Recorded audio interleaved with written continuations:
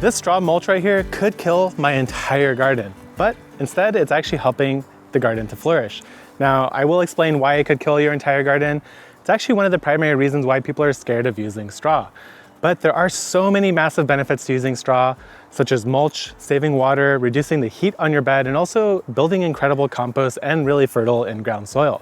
So why is straw so dangerous? There's a chance that your straw might have a persistent herbicide. That herbicide, when applied to your garden, can actually get into the soil and actually affect your plants. So in this video, let's talk about how to test and make sure that your straw doesn't have an herbicide, how to actually buy straw, and also all of its amazing properties when used in the vegetable garden. To kick it off, let's first talk about how to actually source and how to actually avoid the whole test for herbicide in the first place by looking for one key word. What is straw anyway? Straw is usually the dried down stem of a grain crop. So think something like oats, wheat, rye. Usually wheat tends to be the straw that I find in my area. And the beauty of it is that it should have no seed heads, because what they do is they take the grains, they chop all the seed heads off, and that's what becomes your flour, your barley, your whole wheat berries, anything like that. So this is all that's remaining. Hopefully they got all the seed heads because that's how they make their money. Now, something like hay, which is a very common misconception, is that if you use hay in the garden, you're probably going to regret your decisions. That's because hay could be sort of any sort of plant material that's bundled up, and it can contain a lot of seed heads. So it could be a field of grass that's all actually going to seed. Somebody could come through, collect all that, put it in a bale, and that could be a hay bale. You don't want to spread that in your garden because all those seed heads are intact. They're not actually trying to economically remove those seeds to make a separate product. So that's the first distinction right there. Don't want to buy hay, you want to buy straw. The next distinction is sometimes straw or mulch in general is labeled as organic, and what they mean by that is that it's an organically derived product. So think something that's grown naturally, like straw from wheat, or something like a wood chip would be an organic product, but that doesn't mean that it was grown organically. And the reason why that's so important is that if something is grown organically, they can't use those herbicides that are so dangerous. On this side is garden straw, which has been pre-chopped, making it very easy to spread across pots, containers, raised beds, things like that. That's where I like to use this.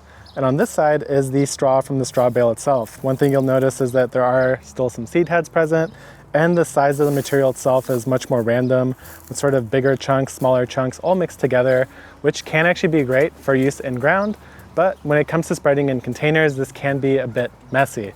Also, of course, you have no idea if this has been sprayed and it's not certified organic. Now, things like glyphosate are scary, and that's a whole nother topic, but glyphosate usually does break down relatively quickly in the sun and sort of over time. So if this was sprayed with glyphosate, chances are most of that should be broken down. I'm not going to say that it's entirely 100% free of it, but realistically, it's not going to be transferring to your garden from something like a straw bale. If you're very lucky and you could find an organic mulch, and this time I mean certified organic, grown organically. So right here, this garden straw is certified organic, which means that they can't actually use any of those herbicides that we're so worried about. That's just an automatic qualifier when it comes to organic. So chances are you're not going to be able to find organic mulch easily, and if you do, it's going to be pretty pricey. I called around a bunch of local feed stores and nurseries and first asked them if they had straw, and second asked them if they had organic straw, or if that straw was organic. Nobody had organic straw present because realistically, I'm here in San Diego in an urban environment, and there's nobody here growing organic wheat to produce organic straw. So if you're in a more rural area, there's a chance you could call around and find organic, and if you do, get it. It's fantastic material, you could use it without testing anything, and you're safe. But there is a way to test to make sure that your straw doesn't have this herbicide. So let's go over to the testing bench over there, and I'll show you the experiment as I've set it up and how you could set it up at home as well. Here's the testing setup and some of the basics behind it. All of the soil came from the same bag, same brand. All of these beans came from the same bag of seed, all started at the exact same time. And all these, the bigger beans up here, were transplanted from a 6-cell about 4 or 5 days ago. Now, the setup itself involves over here, starting from this side, a control. So this is just beans growing in soil that I'm going to be watering directly from the hose. Over here we have straw mixed into the soil, and then the beans were transplanted into that. This is the straw from the straw bale that you just saw me sitting on. Now next to that is straw water, conventional. That means that I'm going to be watering this particular set of plants using water from this jug right here. More on that in a second. The next one after that is the same as that, but organic. So that is water from this jar over here. And on the very far end is a tomato, which I'm using because tomatoes grow very quickly and I'm expecting that I'll see the results a little bit faster. Now, beans in particular are extra sensitive, so that's why we are using beans as the primary test bed. The last two sort of setups over here are beans that were sown into soil that was mixed with either conventional or organic straw, and both of these will be also watered from these jugs. Now, what are these jugs and why do I keep mentioning them? All they are is simply some of the straw, in this case the conventional straw, shoved into a jar, which I then filled with water. The same over here is true, except it's organic straw instead of conventional. And the idea behind it is that as the water soaks with the straw, that herbicide, if present, will get into the water. So then when I take this water and say, water my conventional bean test over here, I'm now transferring any of that potential contamination to the soil and to the beans. Now, since these beans have already started growing, what we're looking at is actually what the new growth will look like. There's actually new leaves forming on each one of these beans. So very shortly, probably by the end of this week, we will know whether these beans have been affected. The tomato has also been growing, and so far everything looks good. And remember, we're not testing for the performance of the plants, like not how they grow. Instead, we're actually looking at how the leaf structure forms. If it's elongate, curled, twisted over, or just never actually starts growing, there's a chance that it was contaminated with the herbicide. So that's the basic premise of this setup. For now, what I'll do is actually go through and finish watering all of these different setups. And then we'll continue on to the next tip and we'll check on this setup throughout this week to see how it does. Now that the experiment is set up, let's pop into the garden so I can show you why I think straw is so amazing and why it's worth going through this effort that you see right here. Welcome back to the potato patch, where we are discussing the first use case for straw, which is using straw as a growing medium. That's one of the cool things about straw, is that its ability to retain moisture means that you can actually just grow in straw. Some people will actually entirely grow their vegetable gardens in straw bales. It's called straw bale gardening. And it's a method I've always wanted to try, but just haven't got around to it because it uses a lot of water.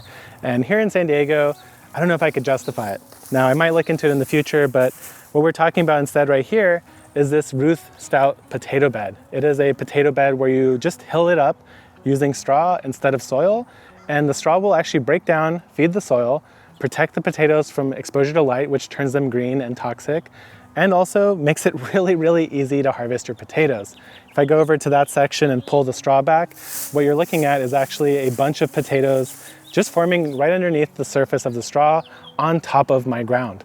The nice thing about that is that when these plants die back, all I need to do is push the straw out of the way and just pick the potatoes right off the ground. That's a really cool method, but it's a little bit more unique and probably not something everyone will do. So let's go over to another part of the garden to talk about my by far stand down #1 use case for straw, which is going to save you a whole lot of money and time. We're over here in my onion patch, which is the perfect representation of saving time and money by using straw. Now, straw is, in my opinion, the best, most perfect mulch that you could use in the garden for a variety of reasons, but in particular, onions will benefit a lot from it. That's because onions and actually most alliums have very shallow roots that don't go very far out and they don't go very far in depth. So by applying this mulch to the surface, we're making sure that all that moisture is locked into the soil, and actually it helps bring that moisture up to the surface where these onion roots mostly are. As water evaporates and hits the straw, it condensates and forms little drops, which return to the soil at the surface. The nice thing about that is that it keeps the surface very nice and moist, helping foster microbial life even at the very top layer of your soil, and also bringing worms up close to the surface where it's nice and cool and wet because the straw is creating a protective environment. This does a lot of different things in your garden. First of all, it's saving you a ton of water, which saves you money, especially if you're somewhere like San Diego like I am, where water is not very easy to access and it's actually quite expensive. It also saves you the time from having to water your garden all the time. And if you're in San Diego like me, of course, there is also the moral, ethical dilemma of wasting water, because we are at the bottom of the barrel when it comes to water resources. We're at the very end of the Colorado River, and we don't just have water to throw away. So the straw is not only making my plants healthier by conserving the moisture in my soil, but it's also actually making me ethically feel better about growing food at home and conserving water at the same time. That is just one of the main reasons why I love straw so much, especially as a mulch. But it goes a lot further than that. So let's go into another section of the garden where I could show you another example of just how good straw is. One of the main reasons I like using straw so much more than something like a wood chip is that if I were to use wood chips in my garden and then accidentally bury them in my soil, that wood chip would tie up all the nitrogen in my soil, leading to poor plant performance. The reason why that is because wood chips have a very high carbon to nitrogen ratio, whereas straw is much, much lower, something like a fifth the number of carbon to nitrogen. And that just means that basically if a bacteria were to take that material and try to break it down, it'd be much, much easier for it to break down the straw versus the wood chip. In fact, you could even build your beds, as I mentioned, out of straw, and it won't hinder the growth of your plant. And another cool thing is that you can make lasagna style beds. This whole bed here I actually flipped using the lasagna style, which is where you take layers of straw and then you place them on your bed surface and you bury it in layers of compost. What that does is it creates a sandwich of carbon and nitrogen nutrients, allowing for worms, bacteria to thrive because they love eating that stuff up. And in exchange, they give you wonderful fertility for your plants. It also helps increase the organic matter. But really, the thing I like is the peace of mind knowing that if I were to mulch my pathways with straw and some of it accidentally mixed into my soil, I'm not really scared that it's going to affect my growth of the plants. But if I were to use wood chips instead and that got mixed into my soil, there's a good chance it's going to stunt the growth of my plants and then I'm going to need to apply fertilizer. So it is a nice peace of mind, but it also does ultimately yield a much healthier soil too. So it's a great mulch, and also it is a great sort of amendment of fertility to increase your organic matter and the liveliness of your soil in general. This next major benefit of straw is actually a major deficit for me, and that is actually its ability to reflect the sunlight away from your soil. The reason why it sucks for me is because I'm trying to film content for you guys to teach you how to garden, but it makes for a very hard background to shoot against because it's very shiny and reflective. Now that shiny reflectiveness is fantastic for keeping your soil cooler. As the sun comes down and hits the straw, some of that sunlight is just going to be reflected away, either back onto your plants, which I'm going to just make up this statement right now, could increase the growth of your plants by increasing the amount of sunlight on them. But actually what's known for sure is that it will keep your soil cooler. By simply stopping the sun from hitting your soil, that soil just can't heat up as much, especially if you're using something like compost over here. This feels quite hot to the touch, whereas this straw doesn't really feel that hot. Even if it did get hot, it's also a layer away from touching the soil. And when I touch the soil underneath, it's actually cool to the touch.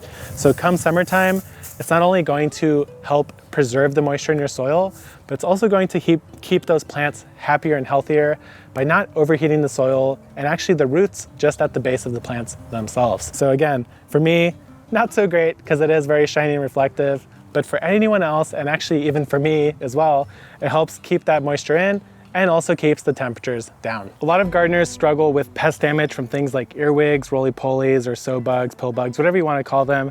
And that is because those are detritivores that most people don't expect to eat their plants. Now, a detritivore is something that wants to eat detritus, things like fallen leaves, or really anything else besides fresh plant material. But let's take a closer look over here so I could show you why these pill bugs are eating my radishes. Now that you have a closer look, you can see that all these radishes have these kind of little chew marks and actually little chew pathways. That's because these little guys over here, the roly-poly, are eating them. Now the roly-poly does prefer eating decaying organic matter, but if you look around the soil here, there's nothing really decaying. It's just little chips of wood that are left over from the compost material. But if I were to actually follow my advice and have mulched this bed earlier on, they would have 100% preferentially ate and broken down the straw instead. There are many advantages to this. Of course, the first one is that they're going to eat the straw instead of your plants, or the radishes in this case.